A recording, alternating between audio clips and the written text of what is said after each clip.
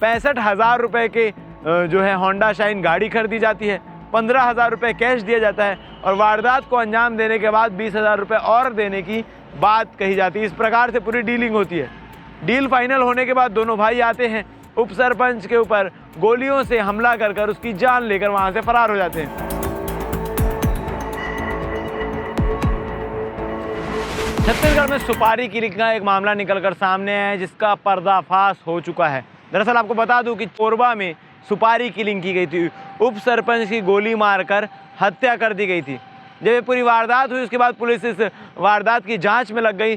पहले इस वारदात को लेकर एयर गन के बात निकलकर सामने आ रही थी कि जो गोली चलाई गई है वो ओरिजिनल गन नहीं है, एयर गन है, एयर गन के द्वारा गोली चलाई गई है। एयर गन से भी काफ़ी चोटें आती है, एयर गन से भी अगर नज़दीक से चलाई जाए तो लोगों की जान जा सकती है। मगर अब जो खुलासा हुआ है उसमें सारी चीज़ें स्पष्ट हो गई है कि वो एयर गन नहीं थी, असली बंदूक थी जिससे गोली चलाई गई थी और सुपारी देने वाला कोई और नहीं, मौजूदा सरपंच का देवर गजेंद्र था। क्या कुछ पूरा मामला है आपको तफ्तीश से बताते हैं। दरअसल आपको बता दूं कि कोरबा जिले की ये जो सुपारी किलिंग की घटना है उसमें मौजूदा सरपंच के देवर गजेंद्र के होने की बात सामने आई है, जिसमें गजेंद्र और जो उप सरपंच राम कुमार है उसके बीच में प्रतिस्पर्धा थी, एक दूसरे को लेकर मनमुटाव था। गजेंद्र का ये मानना था कि गजेंद्र जो भी काम अपना करवाने के लिए भेजता है उस काम को अड़ंगा डाल दिया जाता है उप सरपंच के द्वारा, यानी राम कुमार के द्वारा, उस काम को होने नहीं दिया जाता। इस बात को लेकर गुस्सा गजेंद्र के मन में पनप रहा था, जिसको लेकर गजेंद्र ने एक दिन प्लान बनाया और 1 लाख रुपए में सूरजपुर में बलविंदर से, जो कि विश्रामपुर थाना क्षेत्र का निवासी है, उससे हथियार गन खरीद कर लेकर आता है। 1 लाख रुपए में गन खरीदने के बाद रतनपुर में रहने वाले 2 भाइयों को इस वारदात को अंजाम देने के लिए तैयार करता है और उनको भी इस वारदात को अंजाम देने के एवज में 1 लाख रुपए देने की बात कहता है, जिसमें 65,000 रुपये के जो है होंडा शाइन गाड़ी खरीदी जाती है, 15,000 रुपये कैश दिया जाता है और वारदात को अंजाम देने के बाद 20,000 रुपये और देने की बात कही जाती है। इस प्रकार से पूरी डीलिंग होती है।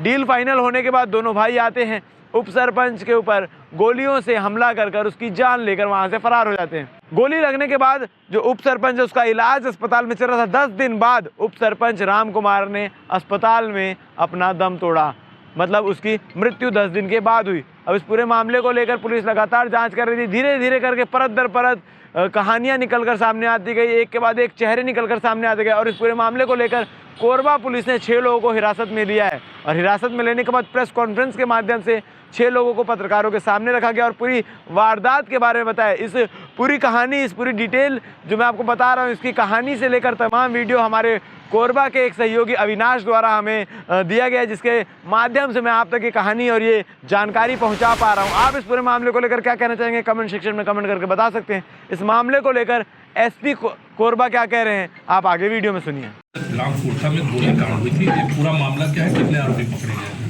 देखिए, इस पूरे मामले के अंदर कोरबी पुलिस के द्वारा जांच करते हुए 6 आरोपियों को गिरफ्तार किया गया है।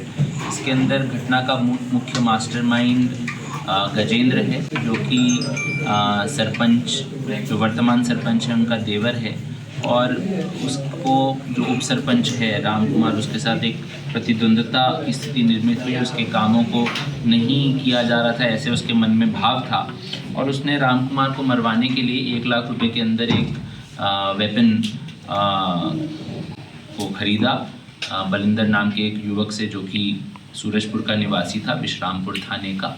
और वहाँ से उसने 2 अन्य लोग जो कि रतनपुर ग्राम थाना खड़गवां जिला मनेन्द्रगढ़ चिरमिरी भरतपुर के निवासी थे, इन 2 भाइयों जो कि ईंट भट्टा में काम करते थे, उनको भी 1 लाख रुपया में तैयार किया कि वो गोली से उसको मारेंगे।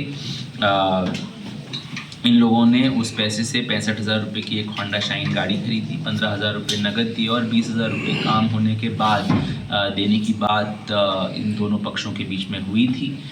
6 तारीख को इस हुए गोलीकांड के अंदर 6 के 6 आरोपियों को गिरफ्तार कर उन पर आगे की विधिवत कार्रवाई की जा रही है। सर, जो मुख्य आरोपी है गजेंद्र, क्या ये चुनाव लड़ना चाहता था? अभी तक हमें प्रारंभिक पूछताछ में जो बात समझ में आई है, इसकी एक प्रतिद्वंद्विता थी उप सरपंच राम कुमार के साथ और इसको लगता था कि ये उसके काम को नहीं होने दे रहा है। जो भी काम ये बोलता था उसको किसी तरह से ब्लॉक करने का प्रयास किया जाता था, इसलिए उसने ये कदम उठाने के लिए सोचा।